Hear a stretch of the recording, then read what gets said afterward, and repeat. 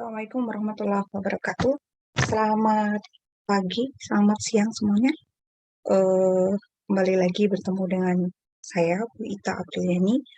Kali ini di perkuliahan online ini kita akan membahas tentang helping relationship dalam konteks komunikasi terapeutik. Ya, teman-teman semuanya, seperti kita tahu dalam komunikasi terapeutik kita sebagai perawat adalah ujung tombak dari tenaga kesehatan pada umumnya, karena kitalah tenaga kesehatan yang paling sering berkontak dengan pasien, ya. Dan untuk itu kita harus bisa memahami bagaimana berhubungan dengan pasien uh, dalam hal membina relations atau membina hubungan yang menolong seperti itu. Nah, berikut nanti kita akan bahas bagaimana helping relationship dalam konteks counter. Ya, seperti kita tahu, ya, ketika kita melakukan hubungan dengan pasien, pasti ada sebuah hubungan yang cirikan bahwa kita menjadi seorang tenaga kesehatan. Nah, tidak ada salahnya kita review kembali apa yang disebut dengan helping relationship dalam konteks counter. Ya, pengertian kita mulai dari pengertian dan karakteristik. Kualitas asuhan keperawatan kita tahu sangat dipengaruhi oleh hubungan antara perawat dan klien.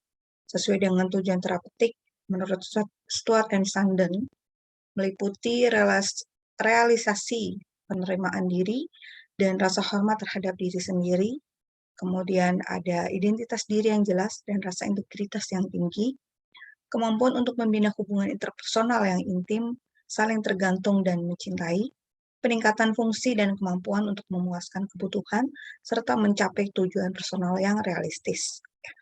Dari tujuan terapeutik ini, kita bisa melihat bahwa hubungan antara perawat dan klien tidak hanya sekedar hubungan komunikasi biasa, tetapi di situ ada unsur-unsur nilai yang kemudian membentuk sebuah hubungan yang tidak biasa. Tidak biasa dalam artian ketika seorang perawat dan klien bertemu, di situ ada hubungan relasi, ada penerimaan diri, ya, saling menghormati sesama yang lain. Perawat juga menghormati hak pasien, dan pasien juga menghormati perawat sebagai seorang helping, ya, sebagai seorang penolong. Kemudian ada juga identitas diri. Nah, identitas diri yang jelas ini bisa ditunjukkan dari bagaimana seorang perawat melakukan komunikasi yang baik, ya, tidak sembarangan seperti itu, dan juga menunjukkan integritas yang tinggi. Ya, integritas itu lebih artinya lebih tinggi dari sekedar kejujuran, ya. Jadi kalau kita bicara integritas, ya kita bicara kejujuran.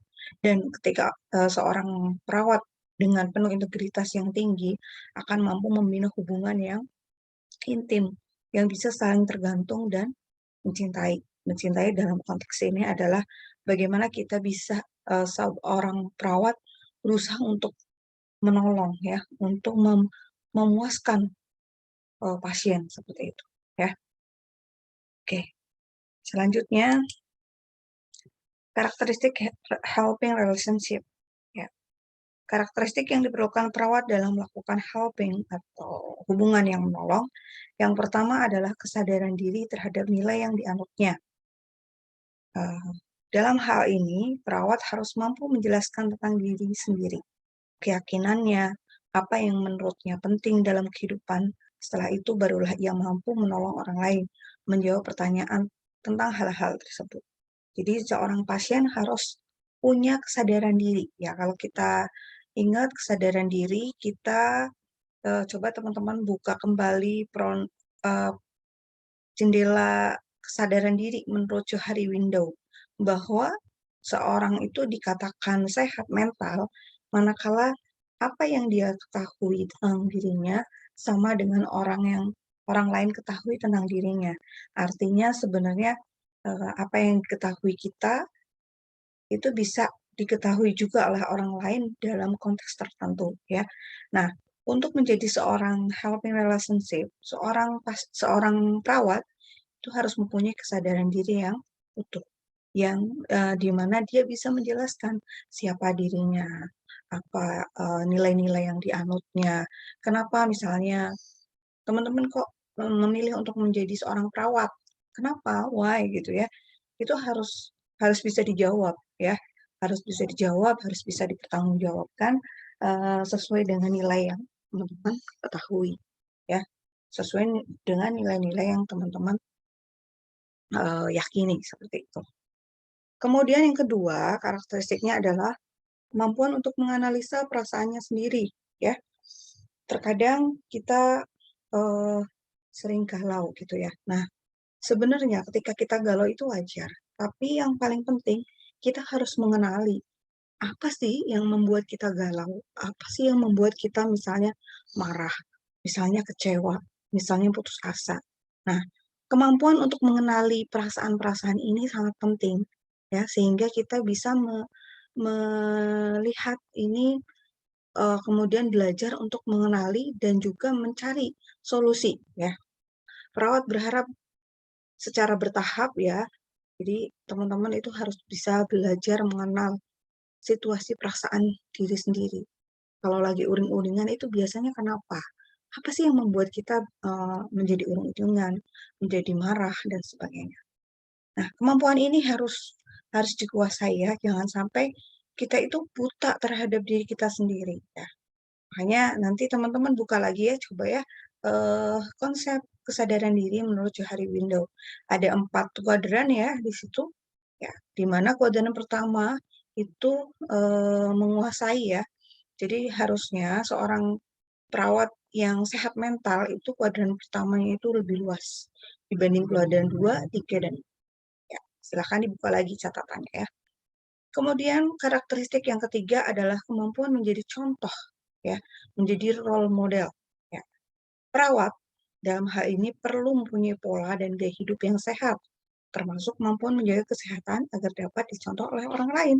Tak mungkin kan kita sebagai seorang perawat malah mencontohkan gaya hidup yang kurang sehat. Misalnya kalau di kesehatan ada slogan, eee, no smoking, masa seorang perawat juga melakukan hal itu? Kan berarti ini sudah, keluar dari karakteristik seorang helping relationship, ya.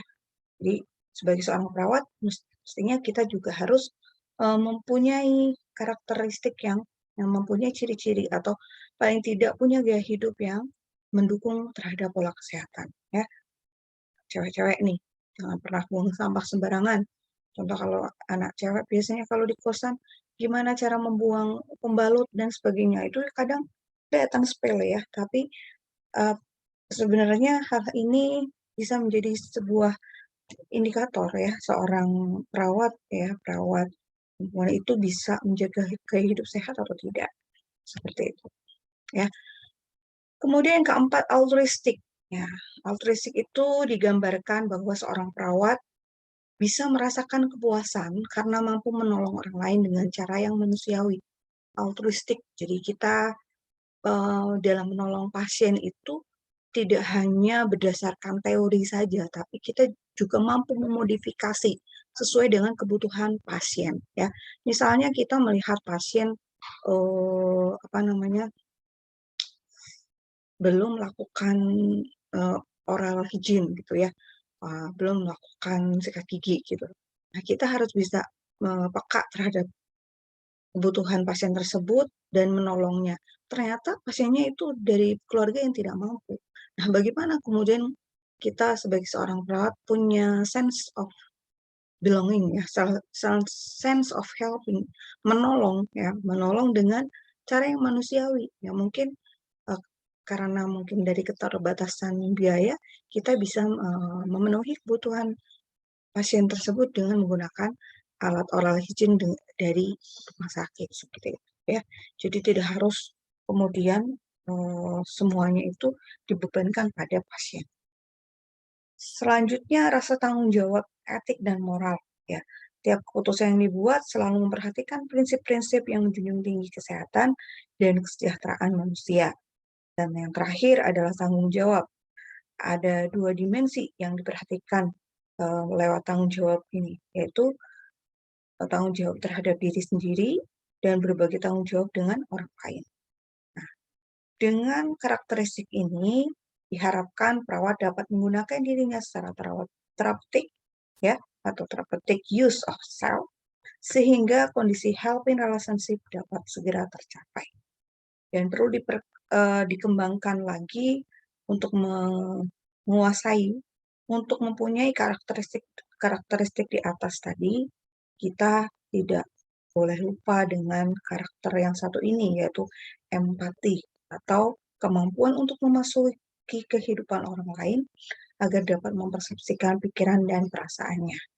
Ya, menurut Hamid 96. Jadi empati ini menjadi sebuah karakteristik yang harusnya sudah bukan terinstal ya. Kalau install itu hanya di luar bisa diganti. Tapi kalau terinstil itu sudah menyatu dalam kehidupan seorang perawat, ya. Bisa merasakan apa yang dipikirkan, apa yang dirasakan oleh orang lain. Itu merupakan sebuah karunia yang luar biasa. Karena dengan itu kita bisa berpikir dari sudut pandang orang tersebut, bukan hanya dari sudut pandang diri kita sendiri, ya. Jadi kalau misalnya melihat pasien, kita menyapa dengan ramah, tapi kok tiba-tiba pasiennya cemberut gitu ya, bukan berarti dia marah sama kita ya. Nah, kalau seorang perawat yang punya empati itu kita tidak langsung menjudge bahwa si pasien itu nggak suka sama kita, enggak ya. Tapi dengan empati itu kita bisa mampu melihat sudut pandang dari sudut pandang pasien, sudut pandang yang kita rawat, seperti itu. Nah, dengan empati ini diharapkan semua karakteristik yang tadi kita bahas di atas bisa lebih dimaksimalkan. Nah, berikut sikap komunikasi terapeutik yang diharapkan mampu menjadi sebuah jembatan untuk membangun sebuah hubungan helping relationship. Yang pertama adalah berhadapan, kemudian mempertahankan kontak mata, membungkuk ke arah pasien atau klien, mempertahankan sikap terbuka, dan tetap rileks. Kita bahas satu persatu ya. Nah, berhadapan. Di sini itu, maksudnya adalah kita berhadapan dengan pasien, ya, bertatap muka ya. Sebaiknya ketika kita memang berhubungan dengan pasien, kontak mata kita itu sejajar ya. Begitupun ketika kita berhadapan dengan pasien yang masih anak-anak, balita ya. Nah, berhadapan ini harus kita lakukan. Jadi, mau tidak mau kita harus menurunkan eh, badan kita ya agar kontak mata kita itu sejajar ya dengan mata pasien. Nah, berhadapan ini artinya mengandung arti bahwa kita siap untuk Anda.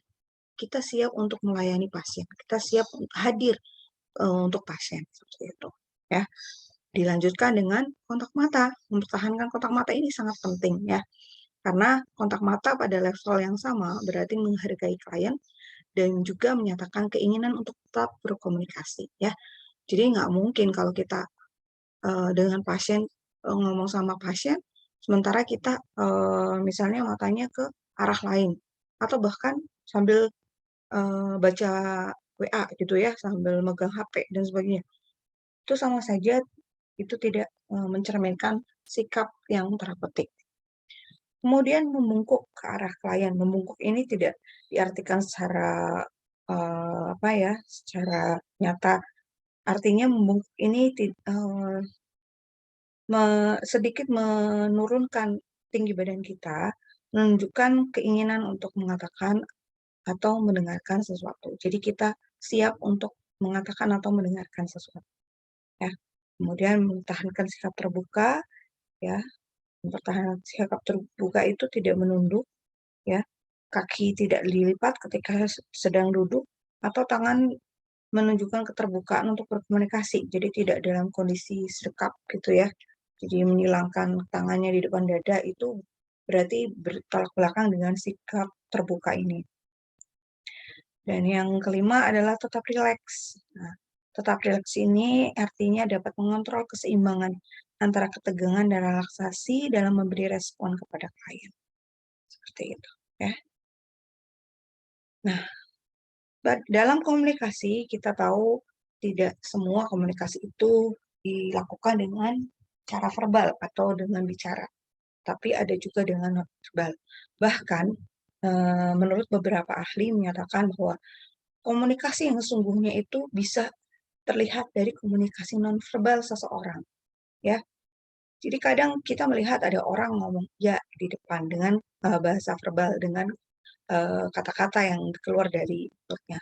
Tapi tidak didukung dengan bahasa nonverbal dari gestur atau bahasa tubuhnya. Nah, ini bertolak belakang. Jadi, terkadang justru komunikasi yang sesungguhnya itu terlihat adalah dari komunikasi nonverbalnya. Nah, bagaimana komunikasi nonverbal ini dikatakan menjadi sikap terapeutik, yaitu yang pertama ketika ada isyarat vokal. Ya, isyarat paling paralinguistik ya, termasuk semua kualitas bicara nonverbal, misalnya tekanan suara, kualitas suara, tertawa, irama, dan kecepatan bicara. Ya, seperti saya sekarang ini. Ya, mungkin sedikit kecepatan ya. Ya, karena mungkin ini materinya banyak, cukup banyak. Kalau dengan rekaman, khawatirnya durasinya terlalu panjang ya. Karena ini juga terpengaruh dari media ya. Beda antara misalnya ketika saya menjelaskan materi ini dengan metode offline ya, nah, itu pastinya tidak akan bisa tidak tidak secepat ini ya, seperti itu. Jadi ini juga mempengaruhi ya. Jadi tekanan suara, kualitas suara ya. Ada orang menjelaskan sesuatu itu kelihatannya lempeng gitu ya. Jadi ketika didengarkan kok kayaknya nggak enak ya gitu. Kayaknya kok nggak mudah untuk dimengerti seperti itu. Karena mungkin tadi tekanan suara atau kualitas suaranya misalnya terlalu pelan ya, atau ada selingan tertawa yang tidak pada tempatnya. Nah, ini juga menjadi sebuah isyarat vokal yang akan mempengaruhi kualitas komunikasi. Kemudian yang kedua isyarat tindakan. Nah, semua gerakan tubuh, ekspresi wajah, sikap tubuh. Nah, ini yang kita maksud gestur ya. Nah, terkadang gestur itu menguasai hampir 90% komunikasi ya. Jadi orang itu akan lebih dipercaya manakala apa yang dia katakan itu sama dengan gestur tubuh yang dilakukan. Dan gestur tubuh ini itu tidak bisa direkayasa. Nah, makanya kalau di dunia psikologi itu ada ilmu yang menerangkan bagaimana mengenali karakter orang. Contoh ya, misalnya saya pernah belajar ilmu psikologi itu, jadi kalau kalau kalian ingin melihat orang yang berbohong, lihat saja ketika dia bicara, lihat kedua matanya, ya. Ketika misalnya ditanya, ternyata matanya itu melihat ke atas, nah eh, itu bisa dipastikan ya berapa persennya dia itu berbohong. Tapi kalau matanya tetap tegak lurus, ya lurus, pandangannya lurus, atau misalnya kalau misalnya melirik pun dia meliriknya ke bawah, itu berarti dia tidak bohong, ya seperti itu. Itu hanya salah satu saja. Banyak banyak hal yang kalau kita pelajari tentang gestur ini yang bisa mempengaruhi komunikasi. Kemudian yang ketiga, isyarat objek. Objek yang digunakan secara sengaja atau tidak sengaja, seperti pakaian dan benda pribadi lainnya. Ya, ini juga mendukung, misalnya dalam hal presentasi ya. Kalau kita mau presentasi, ketika pakaiannya rapi, itu sudah menunjukkan perform yang meyakinkan bagi audiens. Ya, atau misalnya kita menggunakan PowerPoint dibanding dengan lembar balik misalnya. Nah, ini juga mempengaruhi komunikasi nonverbal kita. Yang keempat, ruang. Nah, memberikan isyarat tentang kedekatan, hubungan antara dua orang yang didasarkan pada norma sosial budaya yang dimiliki. Jadi kalau misalnya kita melihat ada orang bicara berdua gitu ya, di tempat yang ramai, oh mungkin pembicaraannya tidak terlalu rahasia. Tapi kalau misalnya kita melihat dua orang ada di tempat yang sepi, ya, berbicara seperti itu, kita bisa mempersepsikan banyak hal ya, itu dari segi ruang. Kemudian yang kelima, sentuhan. Nah, sentuhan ini merupakan kontak fisik antara dua orang dan merupakan komunikasi nonverbal yang paling personal. Jadi paling personal. Jadi penggunaan sentuhan ini harus benar-benar hati-hati ya.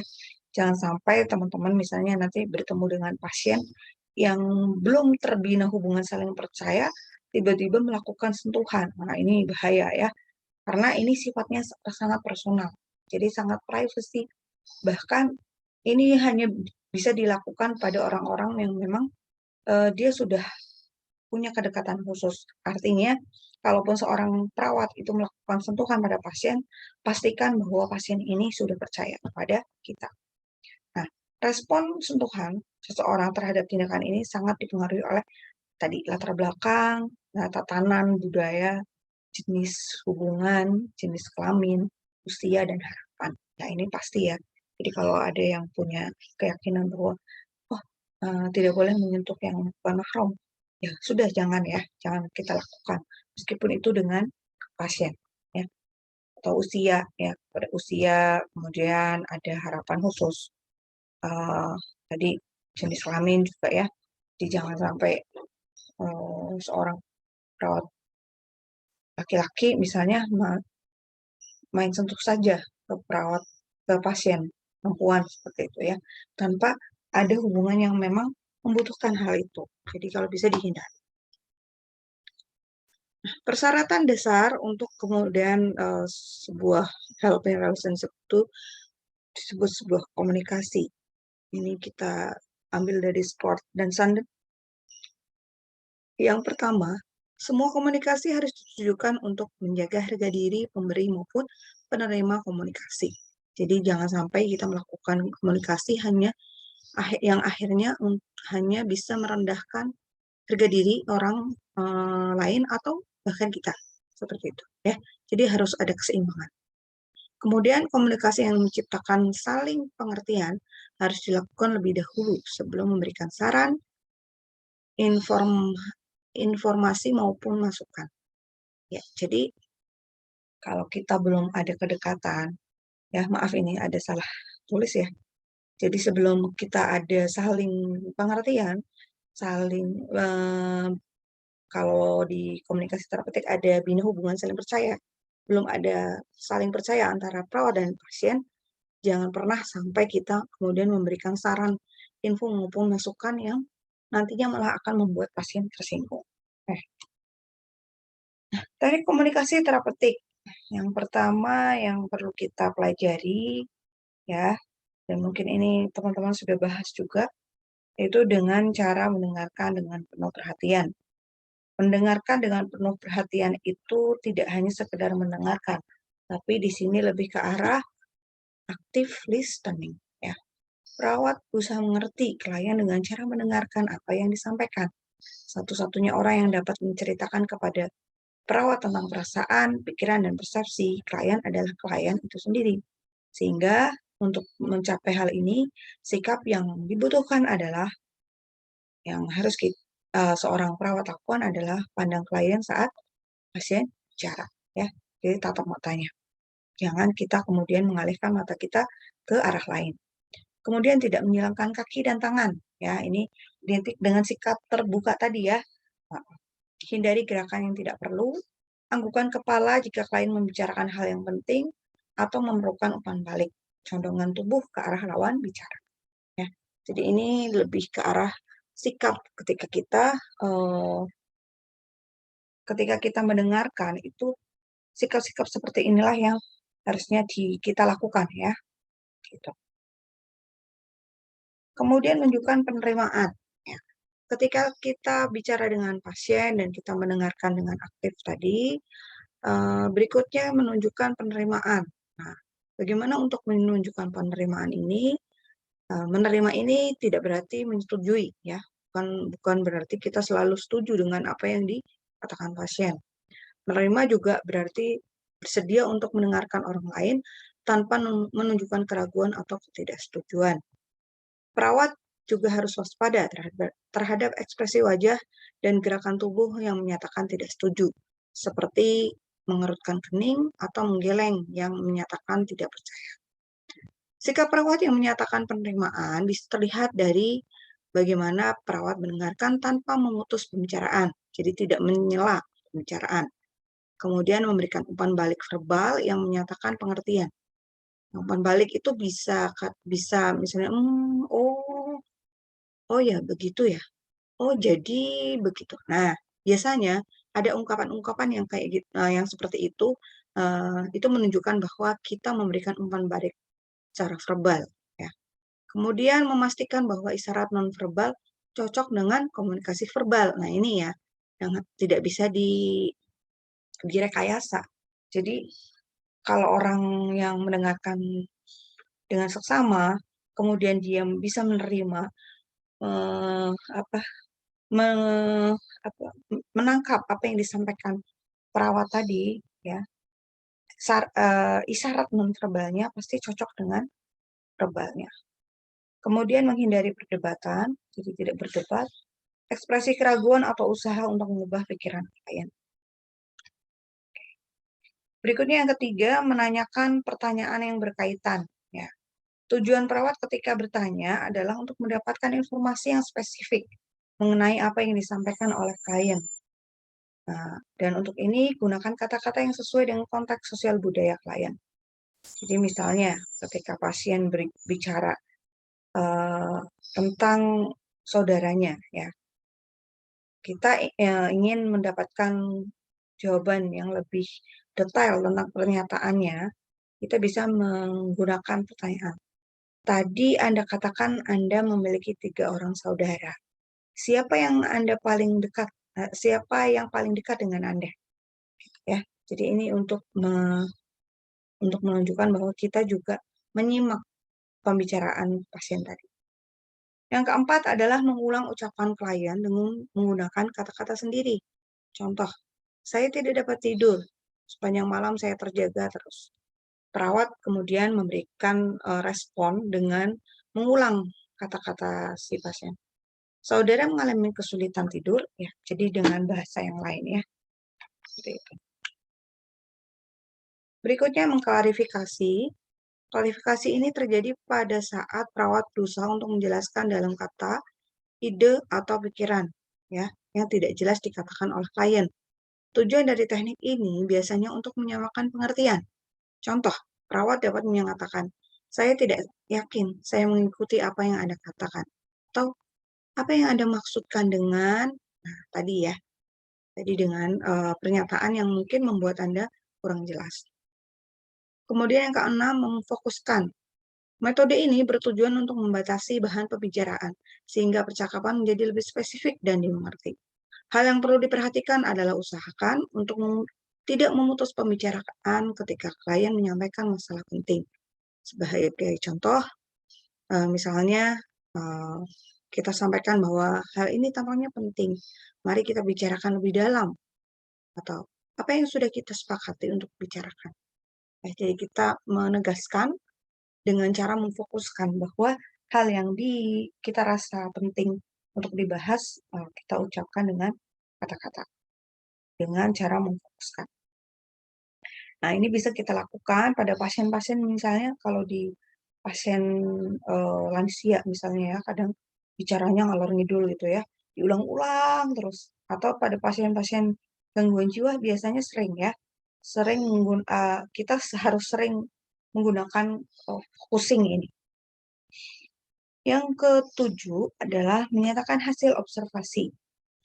Perawat harus memberikan umpan balik kepada klien dengan menyatakan hasil pengamatannya sehingga klien dapat mengetahui apakah pesannya diterima dengan benar atau tidak. Nah, contoh, Anda tampak tegang atau Anda tampak tidak tenang apabila Anda seperti itu ya. Jadi kita ungkapkan hasil observasi kita pada pasien dengan kata-kata yang lebih gamblang. Yang kedelapan adalah menawarkan informasi. Nah, menawarkan informasi ini merupakan tindakan penyuluhan kesehatan pada klien. Perawat sebagai seorang penyampai informasi Tidak dibenarkan memberikan nasihat pada klien ketika memberikan informasi, karena tujuan dari tindakan ini adalah untuk memfasilitasi klien dalam mengambil keputusan. Yang kesembilan, diam. Nah, diam bukan berarti pasif, tapi lebih ke aktif. Diam ini akan memberikan kesempatan kepada perawat dan klien untuk mengorganisir pikirannya. Penggunaan metode ini memerlukan keterampilan dan timing yang tepat. Dan jika tidak, akan menimbulkan perasaan tidak enak. Diam bisa juga memungkinkan klien untuk berkomunikasi dengan dirinya sendiri atau self-talk ya, mengorganisasi pikiran dan kemudian memproses informasi. Diam terutama berguna pada pasien yang harus mengambil keputusan. Jadi jangan sampai kemudian ketika pasien diam kita ngomong terus ya. Biarkan waktu itu berhenti sejenak ya. Kasih jeda agar pasien bisa mengorganisir pikirannya. Yang ke-10, meringkas. Nah, meringkas ini adalah pengulangan ide utama yang telah dikomunikasikan secara singkat. Biasanya metode ini bermanfaat untuk membantu mengingat topik yang telah dibahas sebelumnya. Ya. Kemudian meneruskan pembicaraan berikutnya. Contohnya, selama 15 menit ini, Anda dan saya telah membicarakan tentang apa? Ya, ini bisa untuk merecall kembali atau evaluasi. Kemudian memberikan penghargaan. Penghargaan ini jangan sampai menjadi beban untuk klien dalam arti jangan sampai klien berusaha keras dan melakukan segalanya demi untuk mendapatkan pujian atau persetujuan dari tindakannya. Ya. Contoh, ibu tampaknya cocok sekali mengenakan baju berwarna kuning. Di pemberian reinforcement positif itu juga jangan salah kaprah ya. Nanti malah dampaknya kurang bagus. Terutama pada pasien-pasien dengan gangguan jiwa, penggunaan penghargaan ini memang harus tepat sasaran. 13, menganjurkan untuk meneruskan pembicaraan. Ya, misalnya itu menunjukkan bahwa kita itu menaruh perhatian, tertarik dengan apa yang disampaikan pasien. Misalnya tadi ya, terus. Ya, biasanya kalau kita ngobrol dengan teman gitu, kemudian teman kita itu dengerin omongan kita, dengerin pembicaraan kita, biasanya akan ada kalimat-kalimat yang seperti itu ya. Nah, itu juga bisa kita lakukan. Yang ke-14, menempatkan kejadian secara berurutan. Nah, ini juga berfungsi secara teratur untuk membantu perawat dan klien melihat dalam satu perspektif ya. Apakah kejadian sebelum atau sudah terjadinya kejadian tersebut? Kapan ya? Dengan penegasan waktu. Selanjutnya, yang ke-15 adalah memberikan kesempatan pada klien untuk menggunakan persepsinya. Nah, jadi kita sebagai perawat juga jangan kemudian menutup kemungkinan dari pendapat pasien. Klien bebas untuk menguraikan persepsinya, sementara perawat harus waspada terhadap segala gejala ansietas yang mungkin muncul karena munculnya perspektif tadi. Misalnya pada obrolan kepada pasien yang mau operasi. Coba ceritakan pada saya bagaimana perasaan Anda saat dioperasi. Itu, ya. Kemudian 16, refleksi. Ini contohnya memberikan kesempatan klien untuk mengemukakan dan menerima ide dan perasaannya sebagai bagian dari dirinya sendiri. Contoh, misalnya klien bicara, apakah menurut Anda saya harus mengatakannya kepada dokter? Perawat, kita bisa melakukan refleksinya dengan mengembalikan lagi. Apakah menurut Anda sendiri Anda harus mengatakannya? Jadi kita balikan pernyataan pasien tadi dalam bentuk dalam bentuk pertanyaan. Nah, itu namanya refleksi. Nah, dalam helping relationship, kita kenal ada dimensi hubungan. Karena dalam sebuah hubungan, pasti kita punya dimensi itu ruang ya, ruang untuk mengatakan bahwa itu sebuah hubungan. Nah, keterampilan tertentu dibutuhkan perawat untuk mencapai dan mempertahankan hubungan terapeutik. Keterampilan ini juga menggabungkan antara kemampuan verbal dan nonverbal, serta sikap dan perasaan di balik sikap perawat. Nah, keterampilan ini dibagi dalam 2 dimensi, yaitu dimensi responsif dan dimensi tindakan. Jadi sekali lagi, dalam kita berkomunikasi, kita tidak bisa terlepas dari faktor verbal dan non-verbal. Nah, kalau di verbal, lebih ke arah bagaimana kemudian kita melihat dimensi itu secara responsif, dan kalau dari sisi sikap, kita lebih ke arah tindakan kita. Ya. Dimensi responsif. Yang disebut dimensi responsif, di sini ada kesejatian, ada hormat atau menghargai, ada empati, dan ada konkret. Kesejatian atau keikhlasan, ini tampak dari sikap perawat yang terbuka, jujur, tulus, dan berperan aktif dalam berhubungan dengan klien. Ya, dan bicara tentang kesejatian atau keikhlasan, itu identik dengan ketulusan atau sincerity. Orang yang tulus itu biasanya dia tidak melihat latar belakang pasien, ya.